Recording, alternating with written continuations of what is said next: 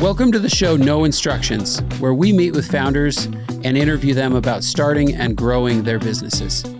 I'm your host, Chad Ingram, 3-time founder and CEO at Distro. Distro is a platform to help businesses build teams by breaking down borders around the world.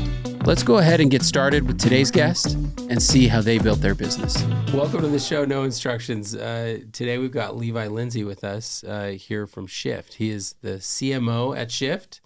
And I was like, Levi, you got to come on the show. We got to hear your story. So here he is. Okay, get ready to sleep.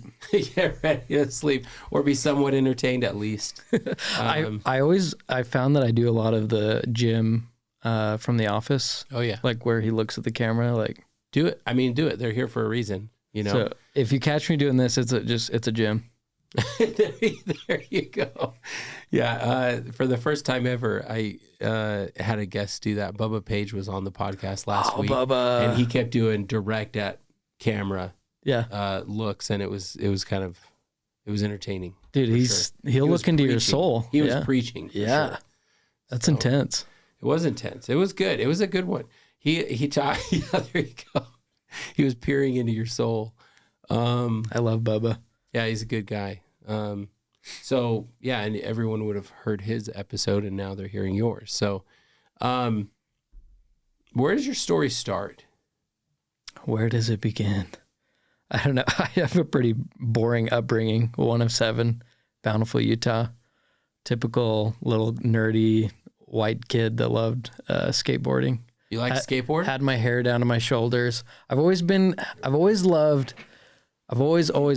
like things that disrupt the status quo, or like liking things that weren't cool, you know, or like trying my best to go against the grain.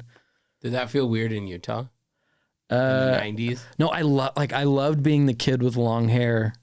I loved being the bishop's kid with long hair. Your dad was a bishop? Of course, dude. I was an SOB, son of a bishop, which I said that to the congregation once, like over the pulpit. I was like, hey guys, I know I'm an SOB, son of a bishop, and they'll never let me live it down in Bountiful. Did you get some chuckles though? You had to got some chuckles. Oh, dude, It was a riot, right? Yeah. That's awesome. Anyway, I always loved like kind of being the rebel of the family and like in my town. Were you a real rebel, or were you just a little disruptive, like a class clown rebel, or were you out there like smoking weed on weekends? No, class clown rebel. I did have my party days though. Yeah. But I wasn't like actually a rebel. Okay.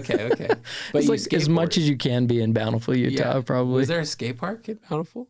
Where'd you skate? In North Salt Lake, there was one, and then like Farmington. But most of the time, you had to just make your own, you know, like a kid would buy a rail and you'd go like, exactly.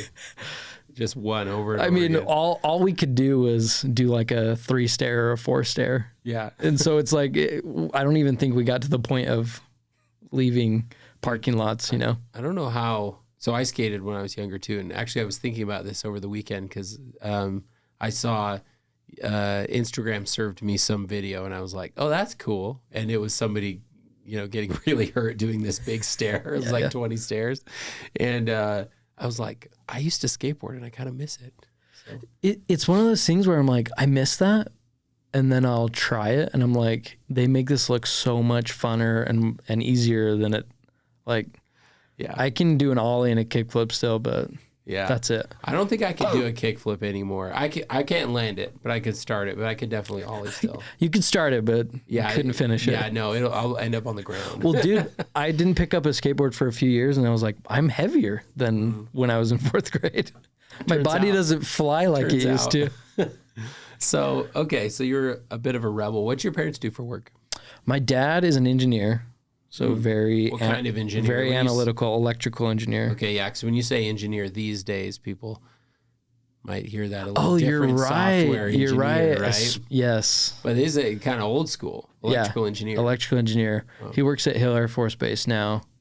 I don't know how much I'm allowed to say. And then, well, I don't want my show getting taken off the air, so you should probably not talk about that stuff. It just mysteriously gets deleted. Yeah.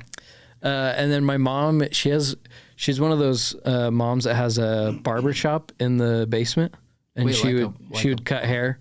Like a barber shop or more like a salon? Like a salon, I guess. Okay. Yeah, you're right. Okay. Salon. But mostly it's like old ladies' hair. So I would like, when I lived in the basement with the hair shop, I'd wake up to the smell of perms and like old ladies knocking on the door for their appointment. Hello. What made her want to do that? I don't know. Yeah. 30 years though. She's been doing it. I mean, it's still does it. Yeah. Wow. Yeah. I mean, your dad as an engineer probably made a decent income, right? Was it something that she maybe had to do, or do you think it's something she kind of enjoys? No, it's mostly play money. Me and my mom, in every relationship, I feel like there's a tightwad with money and then someone who loves spending it. My mom was like the one who likes spending it. And I think she likes her hair shop money to be like spoil grandkids money, spoil kids money. That's cool. And I'm not the tightwad in my marriage. Okay. My wife is the tightwad. So are you a tightwad, or is your wife a tightwad? I think we trade off. We're kind of unique. I'm the one who's definitely like on it and paying the bills, but it's really weird. I'm super quirky when it comes to money. I'll be like, a Red Bull for $3, preposterous, and then I'll go buy a car next week. Like it makes no sense, you know. Like, so I can be confusing to my wife for sure. And then sometimes she's actually, I would say generally she's more frugal than I am, though. Yeah, I definitely say she's more frugal. But anyway, that's good though. That you have your wife though that can kind of wrangle you in when you need it. If I would have zero money at all times in my bank account. Zero. So what you're saying is you want to have a good time. Oh my gosh, yeah. So you know the Ninja Turtles. I've always been. This is kind of a tangent, but it'll come. It'll come somewhere. I promise. So I was always fascinated with Michelangelo because he's the party Ninja Turtle. Right. And I always just related with him because he just wanted to have a good time and eat pizza. And I feel like that was me. There's nothing wrong with that. But then later on in college, I studied the DISC model, DISC. Which is DISTRO. Distro. I see what you did there. But anyway, the DISC model, dude. I was fascinated with it because it's like D is it's your dicks, but that's not what it stands for. I can't remember. Dominant, I think, is what it stands for. Okay. But it's like alpha, like those strong alpha personalities. Yeah. I is impulsive, fun, artistic, creative, and then S is like safe, loyal, steady Freddy, big heart, and then C is analytical and like calculated. And that's why I say like my dad's an engineer. He was the C, very calculated. Everything's very logical. Yeah. Anyway, I'm like a strong I. Like just I want to have fun. I want everyone to be happy. That's a good time. Yeah. Like I mean, that's why marketing works and creative works for me, I think. Yeah, definitely. Okay, so going back to that though. What are you, by the way? What am I? On the DISC model, you know, it's really hard to say because you probably got a good mixture of a couple. Everyone has like a couple. I would be a mix between the D and the I. Yeah. Because I am very much I don't want to be pinned down. Yeah. I want to have fun. And I know there's trade-offs to having fun. But I can also know when to like time box and like get to work. Yeah. And sometimes my determination could cause me to be a little bit more like the Reds, you know? Yeah. It's the same thing as there's the red, blue, white. Exactly. Red, blue, white, yellow. And I'm a yellow. Yeah. So people have said that I'm more of a blue or white or something like that. And I don't know them as well. And people think that I'm like easily confused with a red. I like come off as a red, but I'm not. Oh, really. Interesting. Yeah, because it's funny how I actually don't want to be in charge. I'll do it because I need to. Do you do it because do you have that thing in you that's like, I could let somebody else do it, but they're not going to do it right, so I'm just going to do it? I sometimes do that, dude. I struggle with that all the time. Yeah. Of like, I just wish I could just get this done myself. Yeah, it's really tough. I definitely do that. I would like to say I don't do that, but I definitely do that. Like with my racing program, I have volunteers and people that help me, and I probably could get more help in having people do certain things, but like I just want to oversee it and do it just so I know it's like it won't get screwed up, you know? And I think I do that in the business too, even though I probably should do it more. I don't know. But I mean, how do you deal with that now, today? I'm still figuring that out, that control. Cause I'm an I, but then also a D is like my secondary. Yeah. And that's that kind of that need for control. Yeah. I don't know, dude. It's hard. I struggle with that. I'm a one-man team at Shyft, and I like contract everything out, right, which is actually really nice because you can be really nimble. Yeah. There's always benefits to in-house because they can kind of be an in-house, like an all-you-can-eat buffet. Right. But that's also a downside. But anyway, I don't know, dude. I don't know if I'm getting much better at it. I think I have learned that you got to let people make mistakes. Right. That's the number one way to overcome like the need to control things, is to realize that there's going to be mistakes made. Yeah. Even by you, right? Yeah. So like, that's kind of a logical way to look at it. That I just know that I've always had a problem. I tell my team members this, that like, don't ask me my opinion unless you really want it, because I'll give my opinion as the leader. And then sometimes people will take that as, oh, that's what Chad wants me to do. And I have to be really careful with that. So a lot of times I'll kind of like lay the groundwork and say, like, this is just my opinion. Doesn't mean it's right, but you know, do what you think you need to do. You obviously, you know, in some cases, the business gets bigger, you know, other people have a better understanding of certain aspects of the business, right? Yeah. So I don't need to be micromanaging. It's just hard now with distro because we have kind of a small team.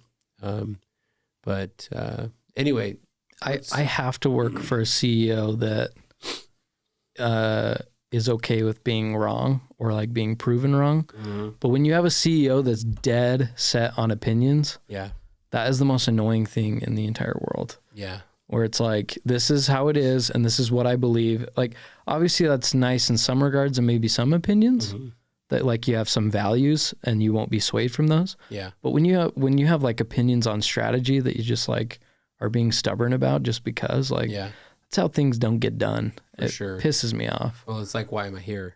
Yeah. Like, you do it then. You Yeah. know? Like, or if you wanted a yes man, then like you hire strategic people and then you hire doers. Like, just go get a bunch of doers then, and like, don't ask for strategy. Yeah. Exactly. If you know the strategy, go ahead. Yeah. Then go do it. Yeah. Yeah. I kind of hate that style. Like, I think it's weird to like hire somebody and babysit them and pay them. Yeah. It's like double work. Yeah. The like, best leaders give autonomy. Like Kizik was so good at that.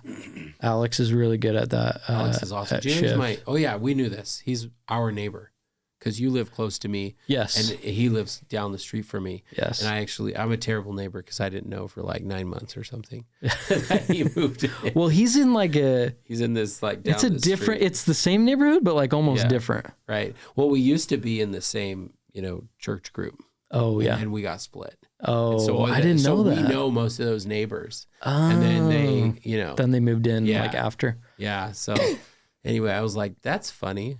Like, this guy keeps pulling in and out of my neighborhood. That's funny. So, all right. So you're a teenager. You're kind of rebellious. You're a son of a bishop, which is a funny saying. I probably haven't heard that in like 15 years, which is really funny. I'm glad you brought that up. So what do you do next as you enter your adult years? I wanted to be a stand-up comedian for forever. Are you serious? Yeah. You're joking right now. No, not at all. This isn't. Wow. I'll send you a clip. Okay, please. Why did you stop?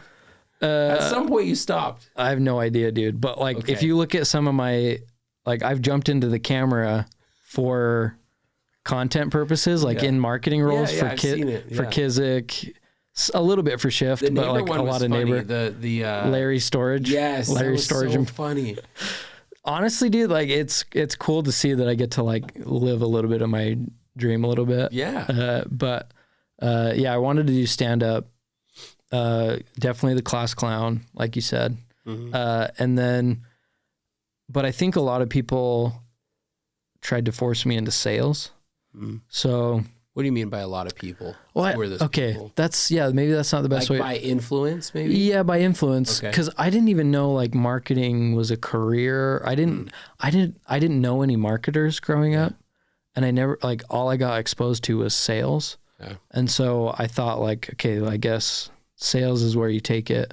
because how do you even get into marketing? Yeah. But I wanted to do marketing. Like I would watch Matthew McConaughey on How to Lose a Guy in 10 Days, and he'd be like pitching this campaign, and I was like, that's it right there. That's my view. Mad Men hadn't come out yet. Yeah. And like I have Matthew McConaughey's abs, but like I didn't have that career. Right. I get it. It's hard. Like it's conflicting. There you go. Proof for those watching. Anyway. Well, what did your parents think? Like, was there any push or direction on schooling or any like career focus or anything? My dad, he just was like, you got to go to school and you got to go get like a safe, secure income. That's why when I was an entrepreneur, I think he definitely was like, there was this, he never like outright said it, but like you could tell it was like, this is dumb. Like you don't do that.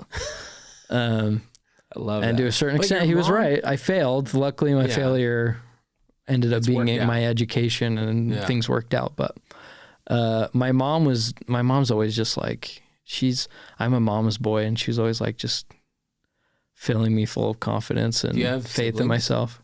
Yeah, 6 siblings, so I'm the second youngest of 7. Holy cow. Yeah. Wow. What about the older siblings? What'd they do? My oldest brother, Russ, works for Google, and he started out as an engineer like my dad. Software engineer. And now I think he does. Then he went and got a MBA from ASU. Yeah. So he's like, he's a product manager. There's a difference. There is a difference. I saw a meme the other day that like, you don't confuse product managers with project managers. You know, it's funny though, in the last few years, there's been a big trend trying to combine those two roles in different squads of engineering. So if your dad's an engineer and you're kind of this like fancy free homie with a skateboard who wants to go sell people things through some sort of marketing, right? Is that like, are you pretty different than your dad? Yeah, we're different. Okay. Yeah. Okay. I'm the spender. I'm the like let's just have a good time. Let's be free. Yeah.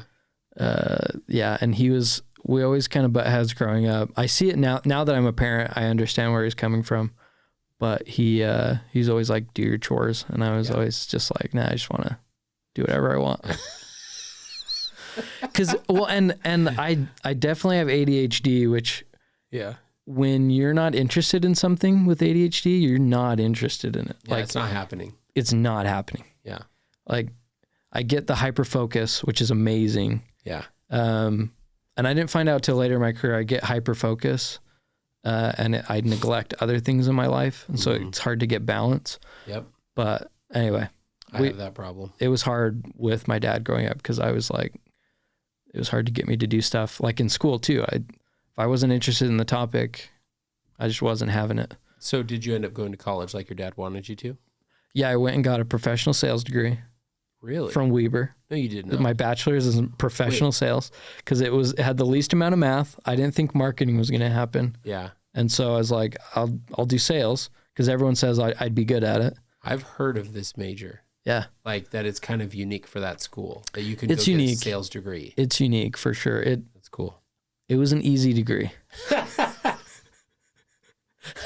It was extremely easy because I hated school and I just wanted to get I'm like, you have to check the bachelor box. And did you? And I wasn't doing it because I wanted a bachelor's. I was doing it because you're supposed to check the bachelor's box.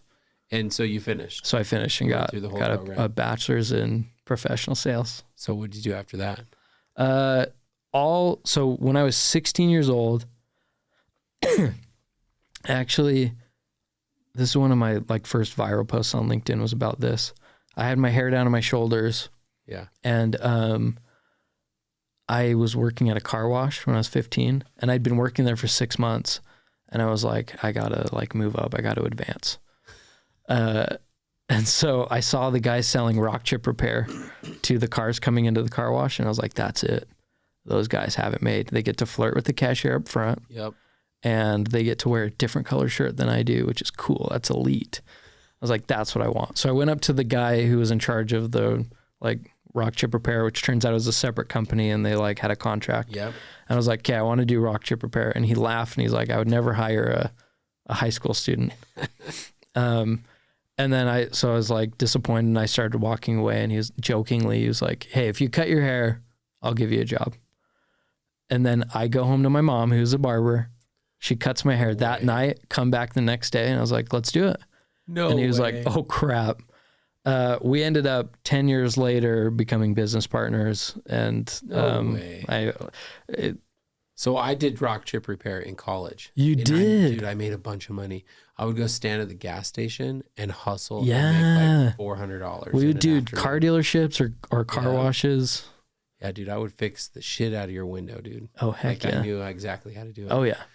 Filling cracks and kicking ass. It was so cold. It was in the winter. It was dude. So cold. Yeah, working at the car wash. That's so funny. Or hot in the summer. But that's a sales job, right? Because you have to approach somebody and say, hey, let me take a look at your windshield. It is totally a sales job. And then, they don't have time, and you have to kind of come up through these rebuttals and stuff. Yeah. So how did you do? Did you do well? I mean, I was an okay salesman, but I don't know if I had the stamina for sale. I mean, I did it for 10 years, so it was fine. I never did make a lot of money though. Yeah. Because at some point I more wanted, like, sometimes in sales you like eat what you kill that day. Yeah. And that's like the mental mind F of sales is like in marketing or in like some jobs, you get to go in that day and you're like, I'm kind of having an off day. Like Friday I was sick. I canceled all my meetings except for one and like tried to recover from being sick. Right. If you're like in one of those direct sales jobs where like you got to go in and the money you make that day is what you sell that day. Yeah. You can't like take a day off. Yeah, it's tough. Like in car sales, dude, I think about that. I'm like, if you take 2 weeks off, you're not getting paid for 2 weeks. Totally. Like they don't have PTO. And there's some places that like will put together a good base to help you offset that stuff. But the people that make the most amount of money, I mean, most of their income is based on commission. So it's true. Yeah. So did I didn't like that though. Like you didn't like that idea? I didn't like that. Like if I was having an off day, because my mental health isn't always consistent, and I'm not always like able to pump myself up in the morning enough to have a good day. Sometimes you kind of need to have a coast day. Yeah. You know? Yeah, for sure.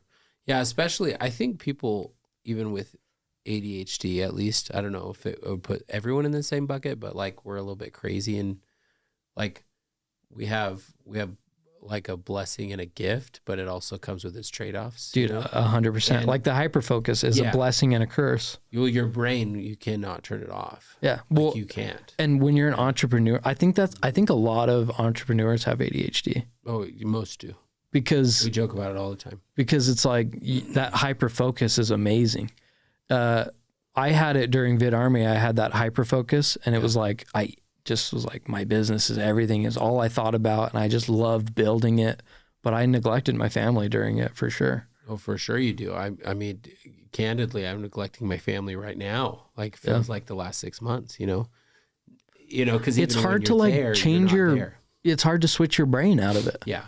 It's almost like, did you see Click with Adam Sandler? Like you go into kind of autopilot. Yeah. It's hard to be present. It makes you unhappy, but it's like, hobbies become hard. I don't know, dude. I do this thing where like, and I think this is why like there's a strong correlation with those that have ADHD and are entrepreneurs, because they can intensely solve problems. Like they can go deep until this thing is working.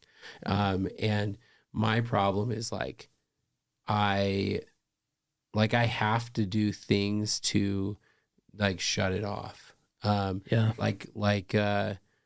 Like the go fast thing, or the racing, or the dirt bike riding, like we were talking about, before recording. Like I have to do something that like I'll get hurt if I don't think about the thing I'm doing. You know what I'm saying? Like it forces my brain to stop. And because your brain, like to solve like problem X, you might only literally need 12 hours of brain time. But if you're not busy doing other things, you will force 40 hours of brain time on solving that problem. Yeah. And your brain is just going and exercising, and it's just really hard on you. And then we run the risk of burnout. Like I got so burnt out at Vid Army. I didn't know what burnout was. Yeah. But how do you do that? How do you force yourself to take breaks? Because even when I'm taking a break, there's always that nag in the back of your mind. Totally. And then I tend to catastrophize. Catastrophize? Yep, we'll take that. We'll take that as a word. Okay. Catastrophize things? Catastrophize something. That's a mix of a few words. I'll tend to circumcise circumvent? Okay, hold on. Let's look at a timeline really quick, because I want to talk about Vid Army and this company that you started. I think people know you now for working at a few different companies and helping with the marketing there and being the marketing guy, and which you are. You're great at it.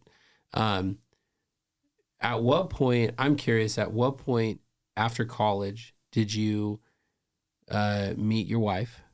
And then at what point did you get to starting Vid Army as a company? Like, how did you go from salesman to family man to entrepreneur, like real entrepreneur? How did that happen? So come home from my mission 6 months later. Whoa. Where'd you go? Oh, LA. Okay. Oh, yeah, that's right. Eastern half of Arcadia. Yeah, Arcadia. Oh, yeah. Yeah, where you grew up, Glendora. Yes. Is in my mission. Love Glendora. Yeah. Beautiful LA suburb. Yeah. Come home from my mission, the LDS mission, meet my wife on Tinder 6 months later. Stop it. Because Tinder was a thing. It was early. And it wasn't icky like it was. Like that was, exactly. It wasn't like a DTF app like it is now. Meet my wife, take her out to Texas Roadhouse. Cannot resist this. She couldn't, or you couldn't? She couldn't. She could not. Like, she was done. Should we call her, put her on speakerphone right now? Okay. No, we don't have to. Which I just had my anniversary. Oh, you did? Did you see my anniversary post on LinkedIn? And then I don't think so. Reddit. I have a whole subreddit dedicated to I didn't see Reddit. How cringy my anniversary post is. 250 comments ripping me apart. Like, that's awesome. This guy should go. No, on Reddit or LinkedIn? So they took the LinkedIn post and put it on Reddit. I love that. Someone else did. And they just chew me a new one. Oh, dude, I'm going to look that up. They're ruthless, dude. Dude, no. These people are like single people. People are like, you should go kill yourself. Are you serious? Yeah, dude. They're like, oh, I hope this guy dies. I'm like, for what? Talking about my wife? It was like they took the post way out of context. Anyway, it was amazing. Wow. Well, hopefully you didn't take any of that personally. No, because I knew it was way out of context. But because I was telling about how I was praising my wife for supporting me through these early years. Yeah. So we get married, we moved to St. George so we can go to Dixie State. Now it's Utah Tech. Yep. And I started a branch for the rock chip company down there. Oh, really? After a year, I was like, wait a minute. Why don't I just run this myself? Like, I am running this myself. And so I bought it from the dude for $2,000. Yeah. And then I was like, I'm an entrepreneur. And then like a couple months later, I got my first employee who's this tatted up dude, straight out of prison. And I remember I went home and I was watching Law and Order in my $500 a month apartment while he was selling rock chip repair, and my phone was dinging like sale. And I was like, yeah, this is sick.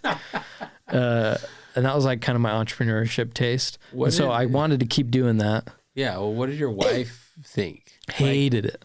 Really? She just wanted me to go get a steady job. Yep, okay. My wife in a lot of ways is my dad. Now that I'm saying this out loud, like, she's the one helping me to do, like, I'm like, life is this one big party, like, give my kids candy all the time. Oh, we can buy that doll for you. For sure. Oh, let's go to Disneyland like every week.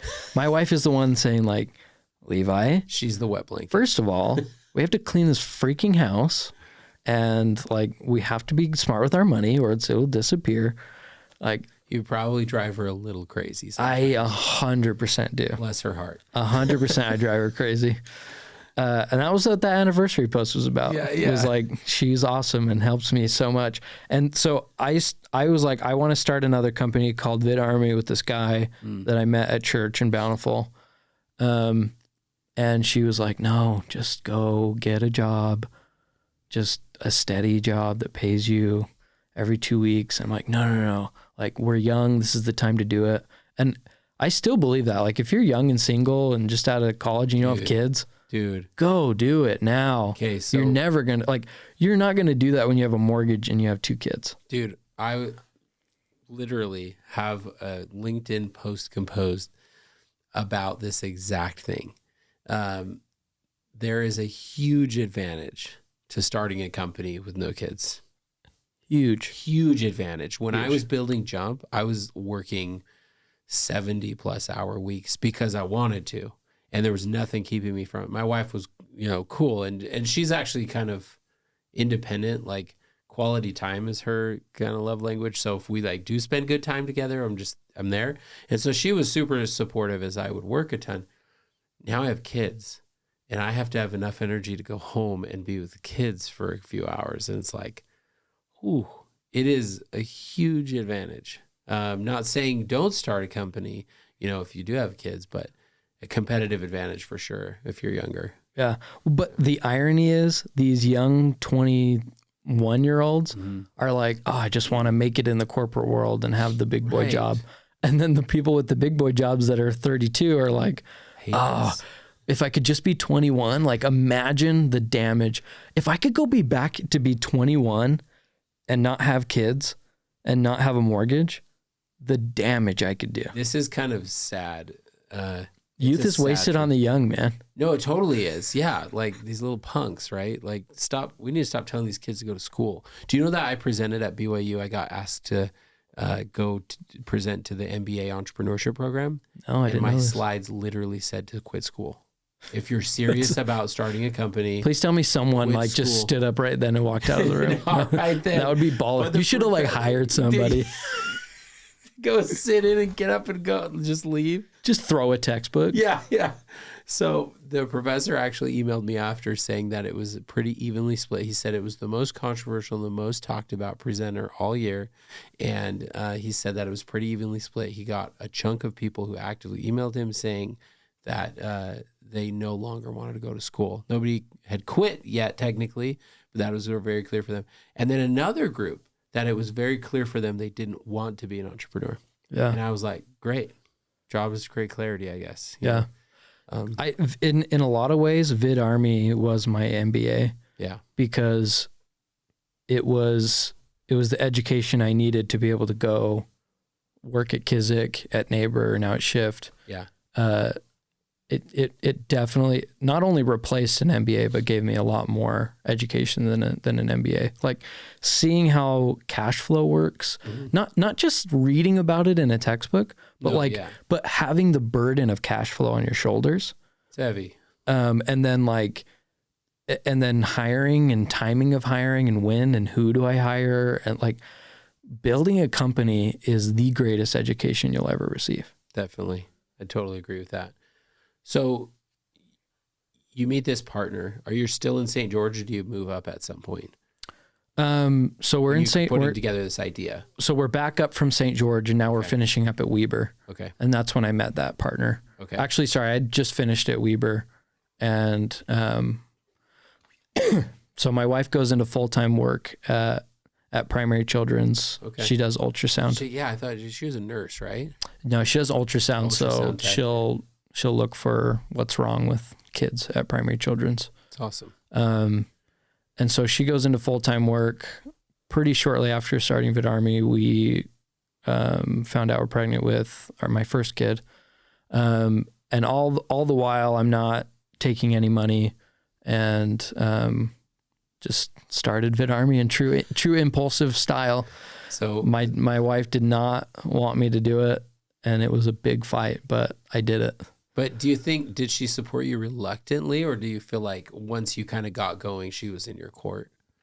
It was reluctantly. Yeah. For sure. Yeah. But like, in fairness, like to the Reddit thread, she was pregnant, and I was dinking around with a stupid little startup. Yeah. But like my thought was like, you know, you watch those movies of entrepreneurs that are successful and it's like, I'll show them. Thankfully, in a way I showed her, like obviously Vid Army didn't have a big exit. Yeah. But like it did lead to my career and me being happy.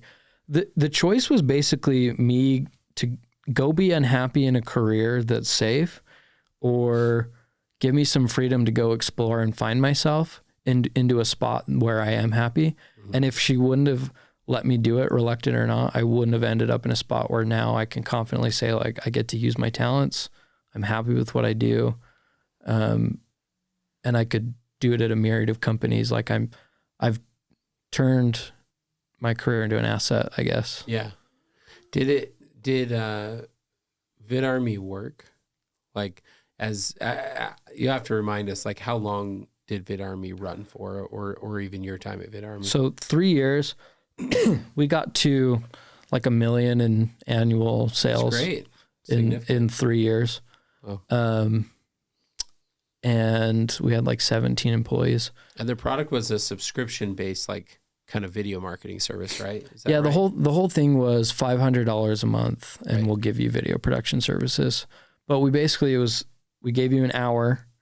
We'd send you a crew of 2 camera people with their cameras, with lighting and audio equipment. Yeah. Everything you need to film a video. And in that hour, you could film as many videos as you wanted for that $500, and we would edit all of it. Mm. It's a good model. Good offer. I think it's a killer model. I get a lot of people saying like, "Oh, it sucks." Like I would use it if it was still around. I know. I probably would use it if it was still around. And I think like I think it was a good idea. It was bad timing, wrong people. Yeah. Like if I went to go start that now, I think there's a lot of things I could fix, but. Yeah, well, I mean, everything in hindsight, right? Like I look back at my previous 2 startups and I think, oh man, why did I do that? Yeah. Like it's so much clearer. Honestly, though, I do wonder the scalability of Vid Army when, honestly, now that I have no association with a video production company, like you just go film an iPhone video. Yeah.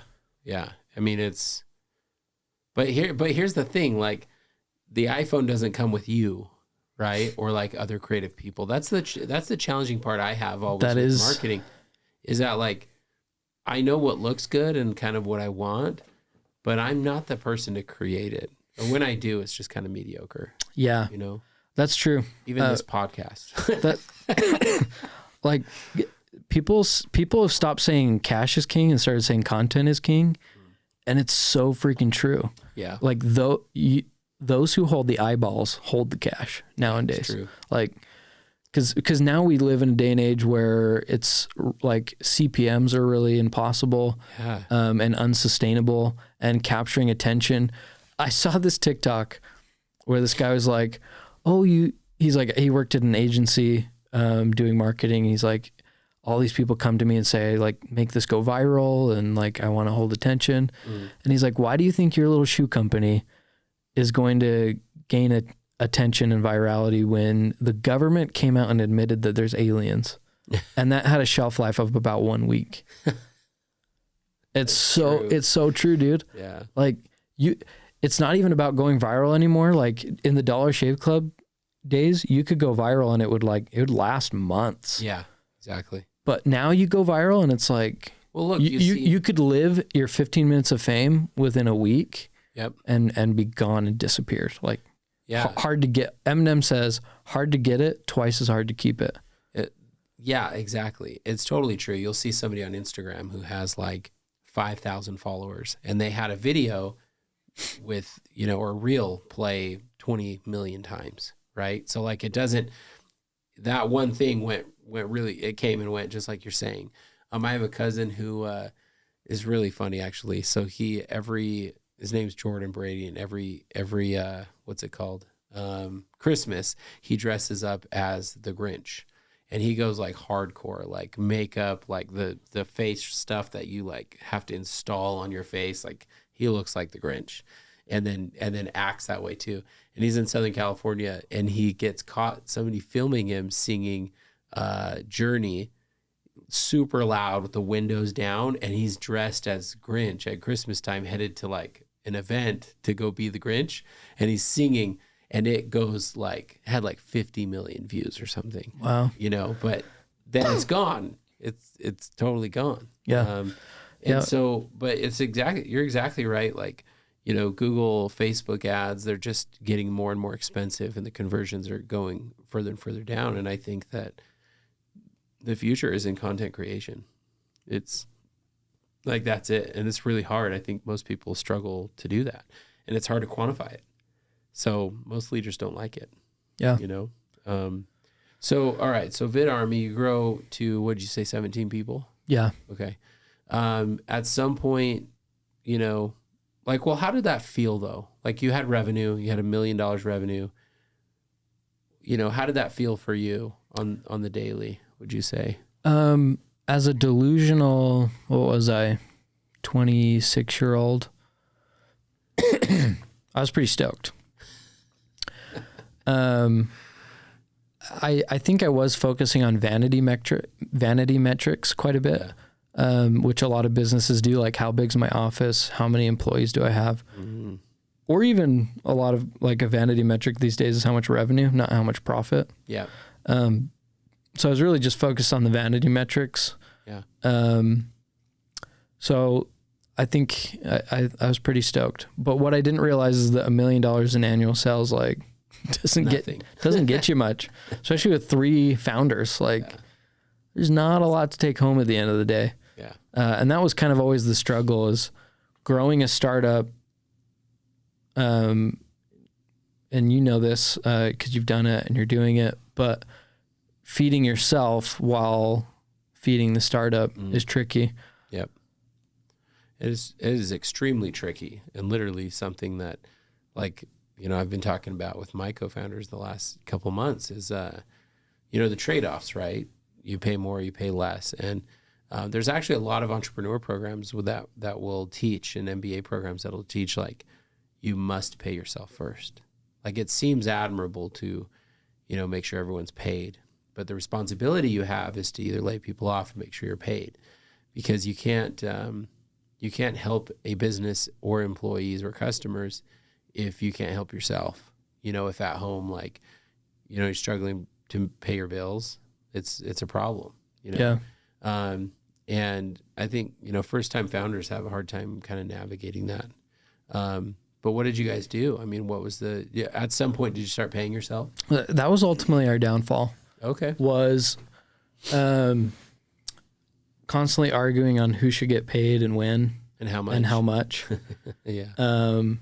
And not basing that on reality of numbers, but rather than overhead requirements for household. Interesting. It's it gets icky. That was a weird way of just saying based on personal expenses. Yeah. Sure.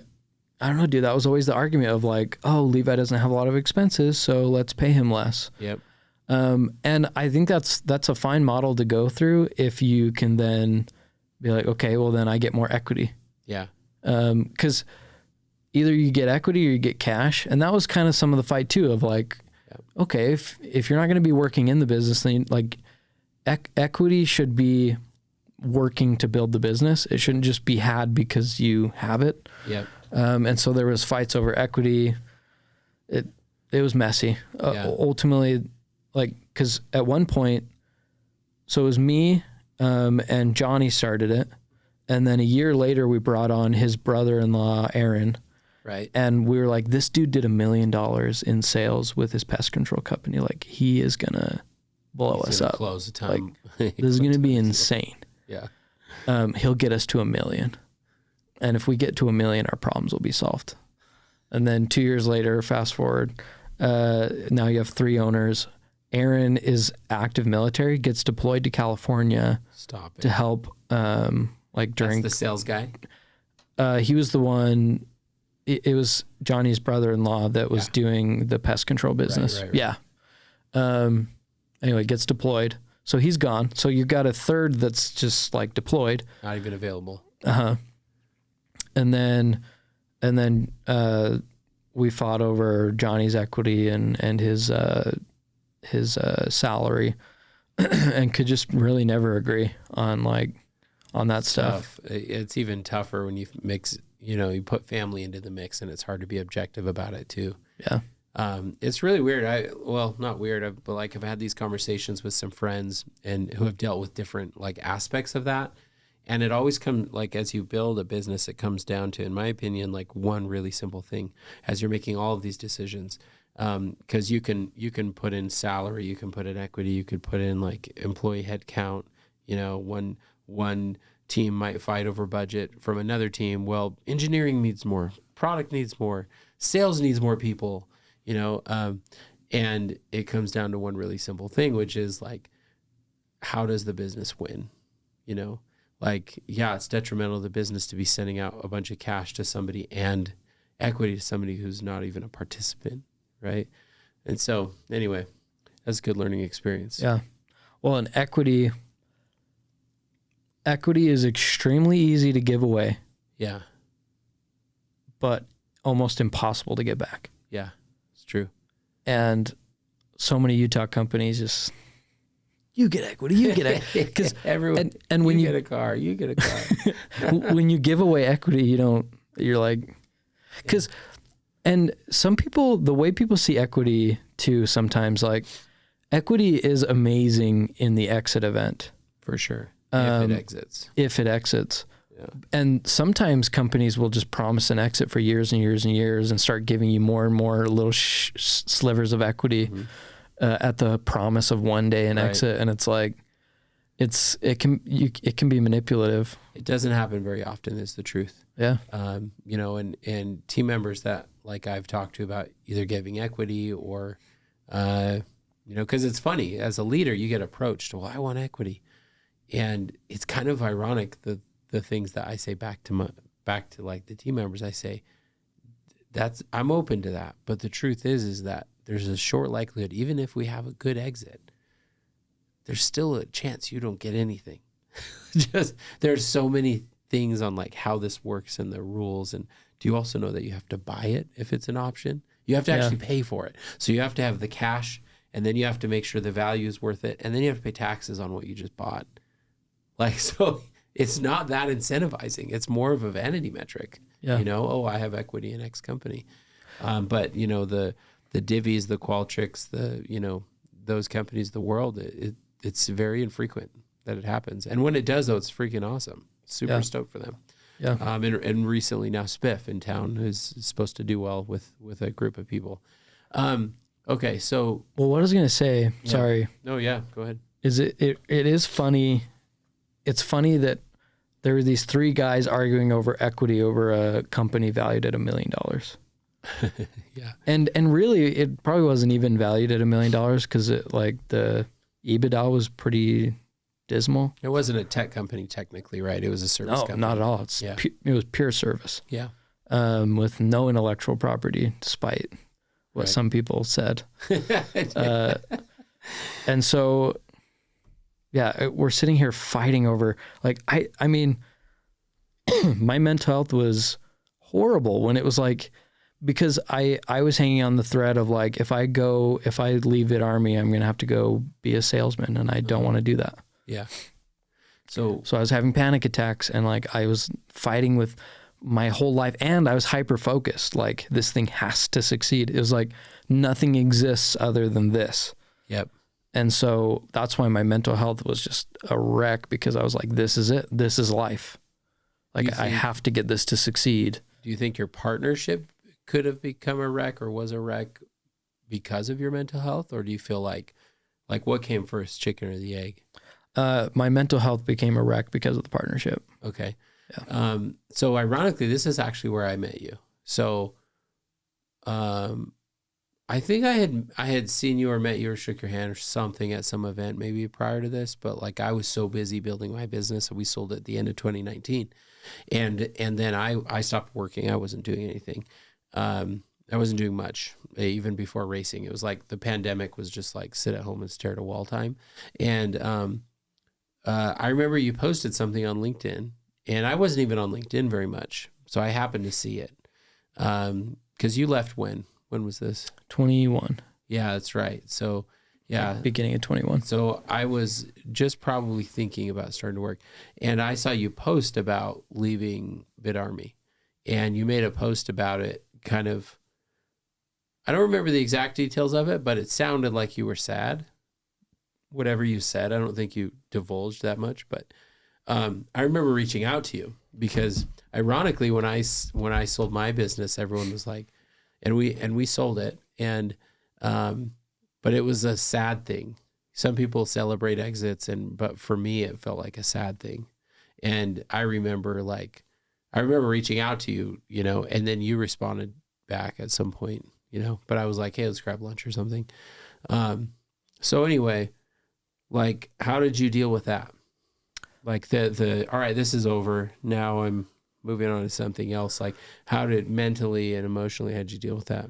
Well, the difference was I didn't have a choice to exit. Yeah. And I sold all my equity in Vid Army for $100. Yeah. And it was like everything had just come to a head. And it was like, I had an opportunity to get out.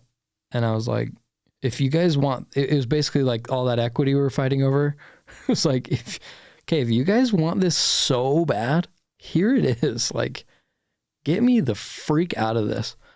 And honestly, it was the biggest blessing ever. Like, I needed something to break me out of that hyper focus and like get me out of Vid Army. And then thankfully Kizik saved my life, and I owe everything good that's happened after because of Kizik and Alex MacArthur giving me a job. There, yeah. Right? That was Alex. Yeah. He hit me up after Vid Army and said, hey, do you want to have lunch? And wow. And then I ended up at Kizik, and he was like, I don't know what you're going to do, but just come on. He's like, I have a feeling about you. Just come on board. Because at the time I was hitting everybody up, like trying to find a job. I was like, I don't know, I could be a brand manager or this or that or that. Right. And like, everyone was like, I don't know where to put you. But like Alex MacArthur was like, I don't know, just come on board. We'll pay you a salary and we'll figure it out. And like, dude, you probably wouldn't have been at Kizik all that long, right? Like maybe a couple years or less. Yeah, maybe even less. It might have been, yeah. Like maybe a year or two. So how's the feeling though, going from an entrepreneur, hyper-focused, building this thing to then, a team member, a contributor? Well, first I was pumped to just be out of all that. Yeah. Then I was pumped or relieved?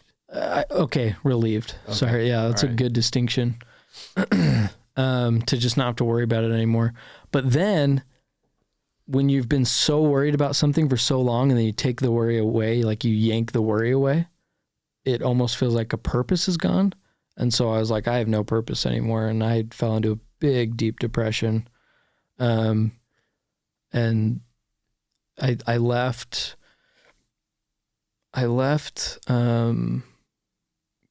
Vid Army, I think it was like the 1st of March.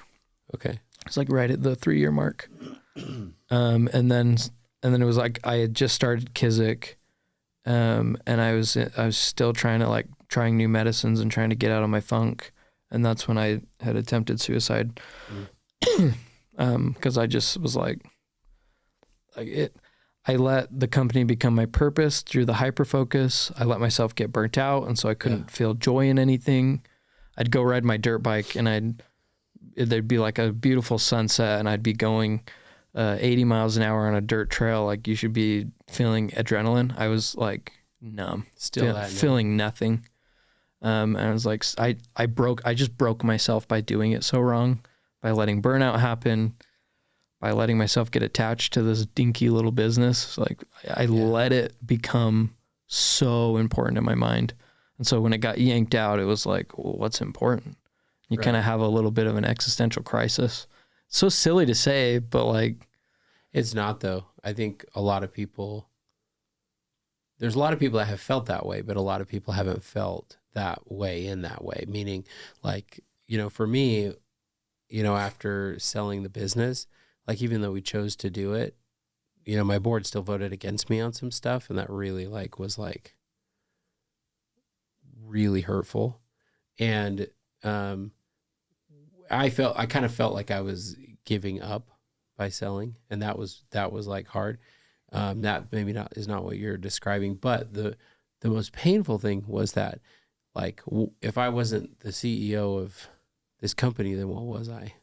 Yeah. Like, it was like I was the brand, and that like, and hopefully, and I think now doing this again, that I have a little bit more foresight to like detachment in good, healthy ways at points, because when it all stops, the music stops, it's like, well, what are you?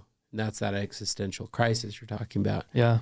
And a bit of shame of like, well, for me, it was like, okay, I guess I got to go work for somebody now. And then it was like, now I got to go tell my friends, like, I failed at this thing I bragged about for months and years. Because I was really into the vanity metrics, Right. Well, it feels good. It was cool, Yeah. The good news is that, like, and hopefully you have more clarity now to look back and thinking like that was a huge step in your career, and it taught you and makes you now more valuable as a leader and executive in another company because of that stuff that you've been through. And it's like, failure is not failure. And I don't mean that in like a gushy, like cheesy way, but it's literally just kind of steps forward in progress. And it's way easier to say that. You don't get one shot. Yeah, right. Like, even though I thought I did, I was like, this is my one shot at life and entrepreneurship and a good career. No, it's foolish. It's just a part of it. Like, we're all still young. I joke with my wife that I'm getting old, but like, it's just funny, like the things we tell ourselves. I have a friend of mine. I was having a hard time at Jump about something. I was down one day, and there is such a tight knit group of people that know the feeling of like making payroll and like disappointing people and firing a key team member, or like all of those really hard things you deal with as an entrepreneur. And this friend of mine, at the time, his company's probably doing like 40 million a year. He's very experienced. And he shows up and he's like, Chad, you have to be careful. I'm like, why? And he said, the demons come. He's like, every day, every other day, you'll have something good happen, and then something will show up and just tell you it's not going to work out.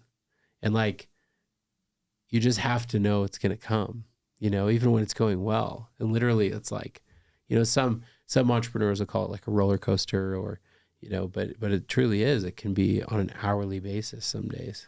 And, and I think that still can apply to other people as well, not just entrepreneurs. So maybe knowing that it's coming can be helpful. Yeah, love that. So, well, dude, thank you for coming and sharing your story. I think you need to prove it to more people that you can do stand-up comedy, because it's really funny. Also, I watched the Dave Chappelle show on Netflix, or like the new special he just came out with. Yeah. It's really funny. Yeah. Watched it last night if you're a fan. Yeah, I've seen some clips. It looks good. It's pretty funny. So, but thank you. If anyone would like to reach you, how would they reach you? 8675309. Hit me up. You didn't even hesitate. Hit me up on LinkedIn. Is probably the best way. Yeah, fantastic. What advice would you have for some, founder who is maybe shutting down their business? Maybe it's not going to work out. This isn't your one shot. And the one thing that you get to take with you, which is the most valuable, is what you've learned. So all it is education. Yeah. At the end of the day, you don't even get to take your business with you, but you do get to take your education. It's true. It is true. Well, thanks again, Levi. Appreciate it. Yeah, thanks. Thank you for listening to today's episode of No Instructions. Feel free to leave us a rating or review wherever you listen to podcasts, and subscribe so we can continue producing these podcasts. Today's episode was brought to you by Distro. Distro is a platform to help startups find, hire, and pay employees in over 200 countries. It's free to use. Go to distro.io to set up your free account today.